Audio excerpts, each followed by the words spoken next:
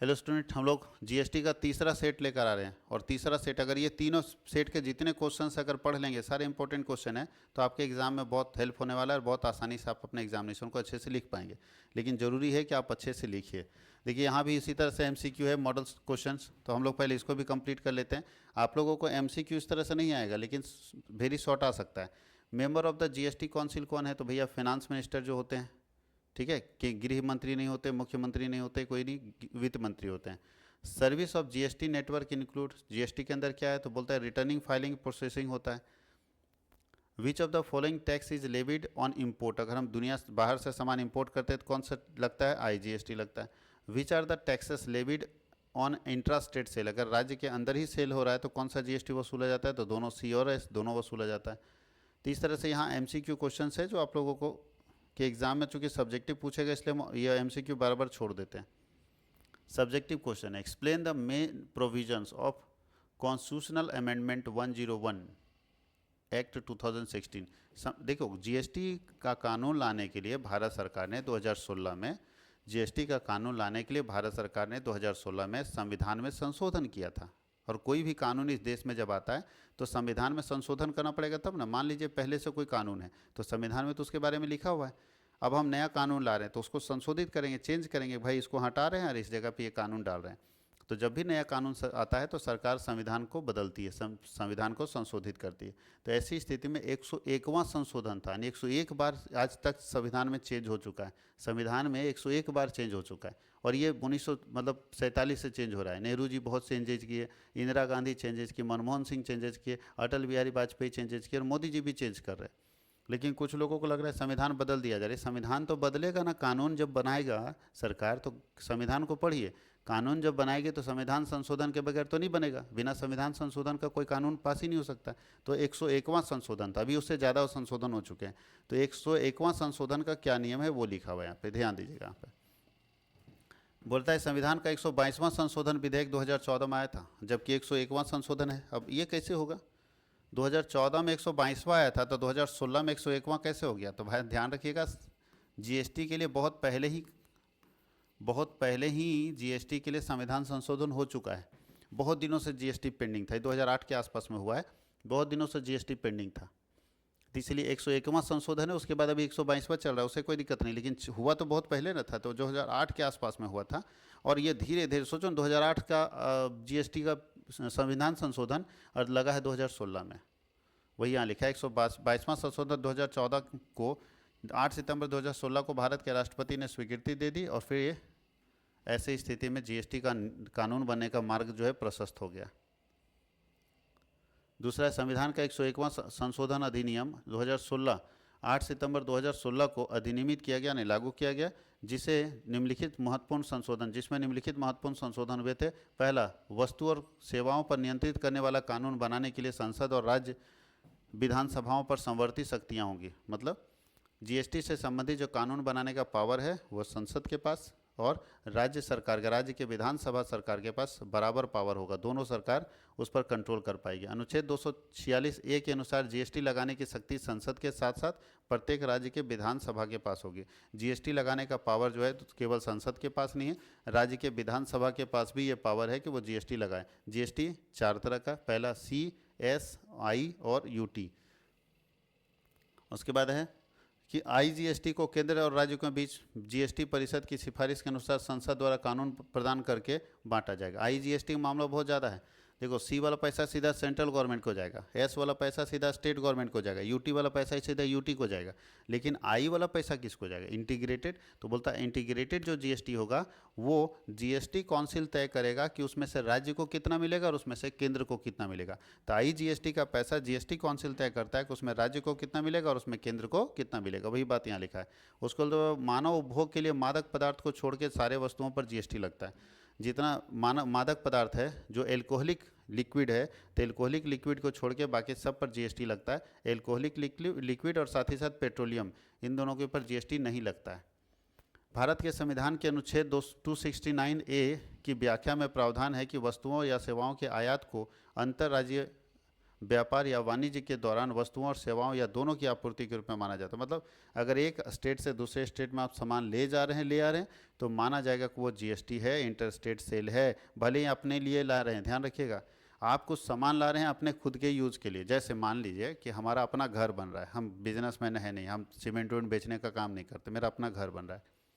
हम सोचे घर के लिए यहाँ से सीमेंट ना लाके हम सीधा यूपी से लाते हैं। मान लो यूपी में कोई सीमेंट की फैक्ट्री है, हम सोचे वहीं से उठा लेते फैक्ट्री से, बड़ा घर बन रहा है हमारा तो 3-4 ट्रक चाहिए हमको सीमेंट। हम क्या किए, यूपी गए वहीं से उठा लिया।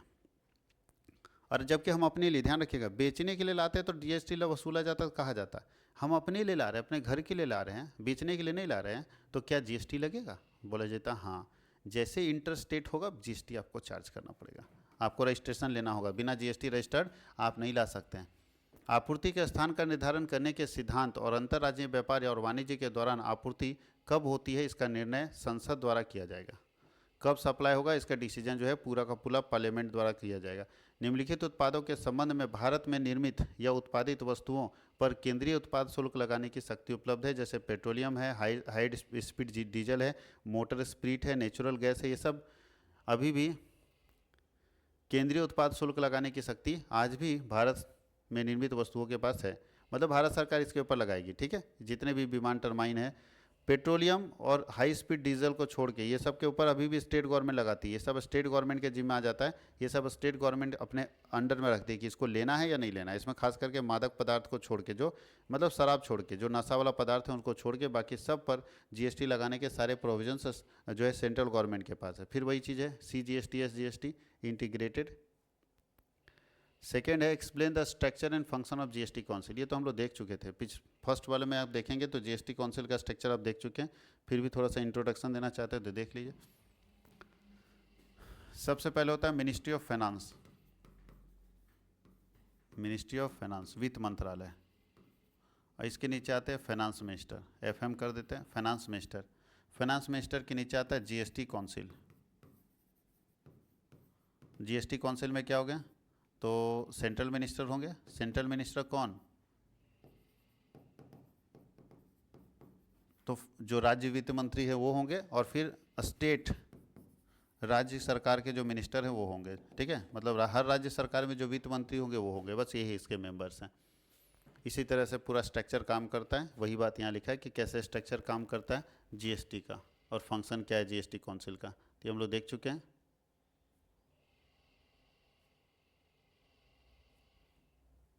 Explain the concept of Indian GST model, और ये कनाडा से कैसे अलग है। तो भारत का जीएसटी मॉडल आपको पता है कि भारत बोलता है जीएसटी हमारे यहाँ वैल्यू एडेड पर लगता है, जितना वैल्यू ऐड होगा उसके ऊपर जीएसटी चार्ज होगा। जीएसटी लेविड होता है सप्लाई ऑफ गुड्स और सर्विसेज दोनों पर। हमारे यहाँ जीएसटी जो है ऑफर किया जाता है continuous chain of tax credit, लगातार आपको देना है। GST paid on the purchase of goods और services can be set off this credit against the GST payable on the supply. मतलब अगर कोई आदमी जीएसटी पे कर देता है किसी गुड्स और सर्विसेज पर, और वो सामान किसी और को बेचता है, तो वहाँ जब बेचेगा ना तो ये वाला जीएसटी वहाँ एडजस्ट कर लेगा, और केवल अंतिम उपभोक्ता ही जीएसटी फाइनली जीएसटी पे करने का, और जीएसटी का बर्डन जो है फाइनल जो कंज्यूमर होता है, अंतिम उपभोक्ता होता है, उसके ऊपर ही बर्डन जाता है। और जीएसटी बोलता है कि नूलिफाइड द कास्केडिंग इफेक्ट, जीएसटी करों के व्यापक प्रभाव को समाप्त कर देता है, यानी टैक्स का जो व्यापक प्रभाव उसको खत्म कर देता है। भारत में जीएसटी कैसे, तो देखिए 2004 से इसका कॉन्सेप्ट आया था। जब 2004 में पहली बार केलकर कमेटी बनी थी, केलकर टास्क फोर्स बना था, उसने जीएसटी पर विचार किया था कि ऐसा होना चाहिए था। 2008 में आया पहली बार, हम सही बता रहे थे, 2004 में समिति रिपोर्ट दी थी, लेकिन पहली बार 2008 में आया था। और 2008 में कौन लेके आए थे, पी चिदम्बरम उसमें वित्त मंत्री थे। वो 2007-8 के बजट में लाए थे, और वो कन्फर्म भी कर दिए थे कि जीएसटी हम लागू करने जा रहे हैं 1 अप्रैल 2010 से, लेकिन लागू नहीं हो पाया। 2014 में फिर जब मोदी जी प्रधानमंत्री बने तो फिर जीएसटी पर बहस शुरू हो गया, और 2015 में लोकसभा से पारित हो गया, 2016 में राज्यसभा से पारित हो गया, ठीक है। और जैसे राज्यसभा से पारित हो गया 1 जुलाई 2017 से पूरे देश में लागू हो गया। ये सारे कानून बनाए गए, जैसे पारित हुआ उसके बाद ये सारे कानून बने, IGST CGST SGST सब कानून बनाए, और कानून बनने के बाद 1 जुलाई 2017 को पूरे देश में लागू, देखिए 1 जुलाई 2017 को देश में जीएसटी लागू कर दिया गया। ध्यान रखिएगा, फ्रांस 1954 में ही जीएसटी लागू कर दिया था। ऐसा मत सोचिए, घमंड मत कीजिए कि हम लोग बहुत अच्छा काम कर दिए जीएसटी लाने। सर बहुत लेट काम किया, अच्छा तो किए, लेकिन सोचिए ना 1954 में, यानी हम लोगों से 100-150 साल पहले जीएसटी लागू कर चुका है वो। 100-150 नहीं, 150 साल नहीं, वो 1954 मतलब 70-75 साल पहले लागू कर चुका है जीएसटी। और दुनिया भर में 160 देश अभी तक जीएसटी अप्लाई कर चुके हैं। जीएसटी के क्या क्या कंपोनेंट आपको मालूम है? सीजीएसटी, एसजीएसटी और आईजीएसटी। भारत में क्या संविधान संशोधन प्रोविजन, तो यह भी आपको बता चुके हैं। 101वां संविधान संशोधन के बारे में पूरा वो कहानी इसमें मिलेगा। 3 तरह से यहाँ है। स्टेट लिस्ट, स्टेट लिस्ट में वो लिस्ट, इस लिस्ट में वो शक्तियाँ शामिल है जहाँ पे राज्य सरकार कानून बना सकती है।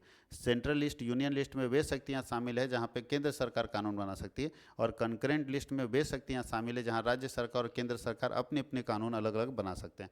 कनाडा का जीएसटी मॉडल क्या है? तो बोलता है जीएसटी के कनाडियन मॉडल में कनाडा में वस्तु और सेवाओं के अंतिम बिक्री पर ही टैक्स लगाया जाता है, फाइनल जो बिकेगा उस पर टैक्स लगाया जाता है।